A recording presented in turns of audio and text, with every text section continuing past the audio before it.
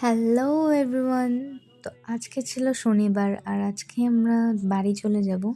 তাই সকালবেলা ডোডোকে নিয়ে একটু হাঁটতে বেরিয়েছিলাম।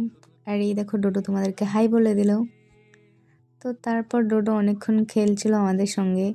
আর এই দেখো মিষ্টির ব্যাগটার সাথে যে কি শুরু করেছিল, তখনও একবার এদিক থেকে ওদিক নিয়ে যাচ্ছিল, আবার ব্যাগের উপরে বসে গাড়ি চালাচ্ছিল, কি যে করছিল এই ব্যাগটা নিয়ে।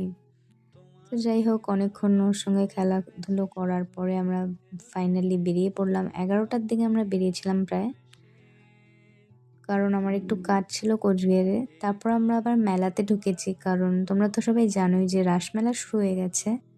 তো ভাবলাম কোচবিহার যখন এসেছি রাসমেলাটা ঘুরেই যাই। প্রথমে মন্দিরে ঢুকে রাসটা ঘুরিয়ে নিয়েছিলাম, আর তারপরে এই প্রদর্শনীগুলো দেখছিলাম। সবাই খুব সুন্দর আর্ট করেছে, আমার তো আর্টগুলো ভীষণ ভালো লেগেছে। তোমাদের কেমন লাগছে কমেন্টে জানিও। বাই।